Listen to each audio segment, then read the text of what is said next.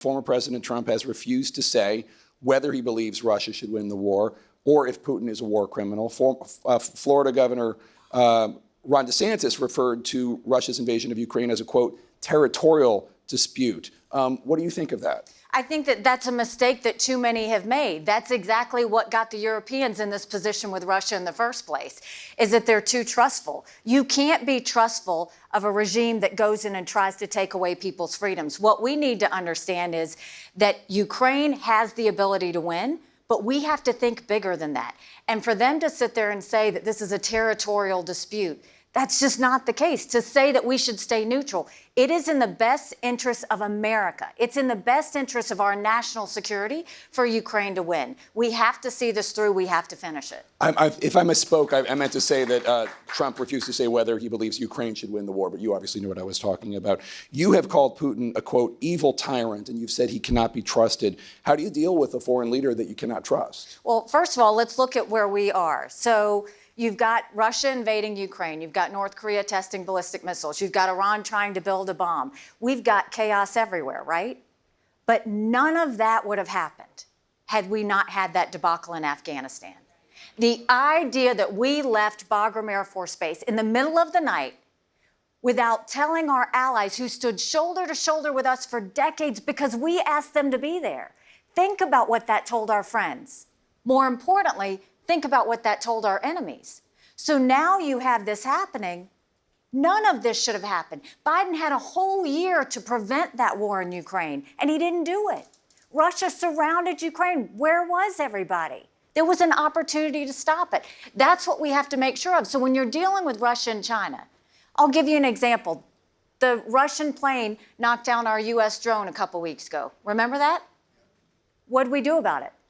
Nothing. You know what I would have done if I was president? Put 2 drones up there and a fighter jet and put our naval fleet back in the Black Sea because it never should have left in the first place. Let me ask you this, because you brought up the Afghanistan withdrawal. Did you disagree with the peace treaty that was negotiated by Secretary Pompeo and President Trump that set the stage for the withdrawal in 2021? You can never trust the Taliban. They are terrorists. They are terrorists. And part of what it means to keep America safe is to know who your enemy is. And when your enemy, this is what they did with the Iran deal. When they went and gave all of that cash to get into the Iran deal, they thought that Iran would stop. This is a regime that says death to America, death to Israel every day. No amount of money changes the way they think. So when you go to the Taliban, yeah, they wanted all of that money. And by the way, Biden left them $7 billion worth of military equipment while they hauled out of there in the middle of the night. But when you pay terrorists off, all they do is more terrorism. That doesn't ever keep anyone safe. Those are the lessons we need to learn. We can't keep repeating these same mistakes over and over again. Yeah, I think they left the equipment. It's a distinction without a difference. They left the equipment for the Afghan military, but then the Afghan military dissolved. The Afghan military had already fallen. Right. We knew there was they had hauled it out of Afghanistan. So you were the U.S. ambassador to the UN under President Trump, as I've noted. On Friday, Mr. Trump congratulated Kim Jong-un because North Korea had ascended to a leadership role in the World Health Organization. What was your reaction to that? And were you uncomfortable with how Mr. Trump dealt with and how his attitude was towards Kim Jong-un while you worked at the UN? I mean, Kim Jong-un is a thug. And if you see what he has done to his own people in North Korea, when money went to North Korea, it didn't go to feed their people. It went to feed their nuclear program. There's nothing good or decent about Kim Jong-un. There's no reason we should ever congratulate the fact that they are now vice chair of the World Health Organization. And it goes to the fact that also the World Health Organization is a farce to start with. We saw that during COVID. So it did bother you, and you didn't like his congratulating of Kim Jong-un, and you didn't like how he dealt with him when I don't think we ever should congratulate dictators. Congratulate our friends. Don't congratulate our enemies. It emboldens them when we do that. So I want to go to another Iowa voter, Ruth House from Urbandale, the president of Living History Farms, an agricultural museum. She's also worked on Republican campaigns and in George H.W. Bush's administration. Ruth. Thank you for being in Iowa so often already. We appreciate it. We're going to keep on coming back. My question is, please share your views and approach to U.S.-China relations and its impact on trade for Iowa farmers. Great question. So China, without question, is our #1 national security threat. And let's go back in history. For too long, Republican and Democrat presidents thought that if they were nice to China, China would want to be like us. That's narcissistic. China, bless you, China does not want to be like us. They want to be communist China. We have to change the way we treat them. So if you know that, let's look at where China is now. They've built up their military. They have the largest naval fleet in the world. They have more air defense systems than we do. They just came out with a 5th-generation fighter jet. How'd they do it? By stealing our intellectual property that we handed them on a silver platter. They steal $600 billion worth of intellectual property from us every year. President Xi started a commission that he personally chairs that says any company that does business in China has to cooperate with the Chinese military. Think about our tech companies. Think about all of our financial data. Think about all of your healthcare data. Think about your children's lifestyle data.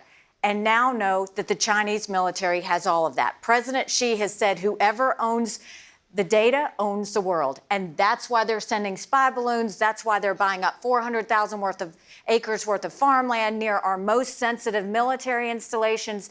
That's what they're doing. Now, having said that, how do you deal with China when you know we've got an economy that's so intertwined?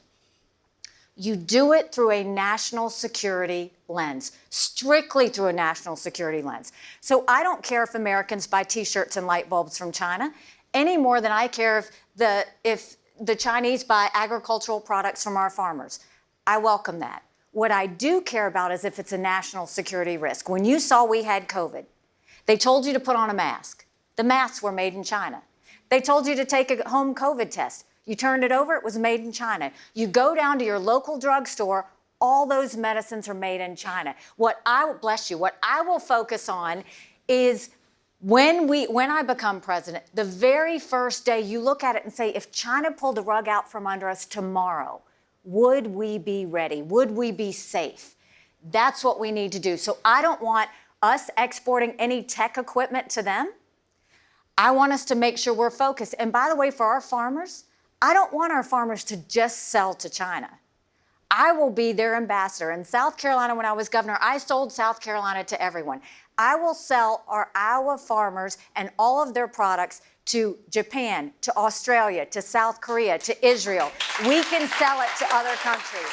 So you mentioned Taiwan earlier about Ukraine and Russia invading Ukraine could embolden China to invade Taiwan. That's one of the biggest flashpoints, as you know, in the U.S.-China relationship. And President Biden has repeatedly said that U.S. forces would defend Taiwan if China invades.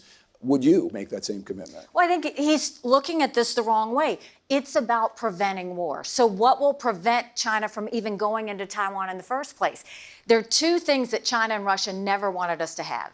They never wanted us to have a strong military, and they never wanted us to be energy independent. We need to do both of those things. Strong militaries don't start wars. Strong militaries prevent wars. That's the first thing that we have to know. So the second thing is, hold on, I'm getting there. The second thing is we should be supplying the Taiwanese military what they need to do to defend themselves. So I hosted the Taiwanese ambassador several months ago and brought her to the South Carolina Army National Guard so she could see how we train up our citizens, what we do, what they need to be doing in Taiwan to defend themselves. You go and make sure that you lift them up so that they can do for themselves like the Ukrainians are doing for themselves. But when China sees that Taiwan has got the backing of their allies, and when China sees that Ukraine just beat Russia, they won't even move into Taiwan. That should be our goal.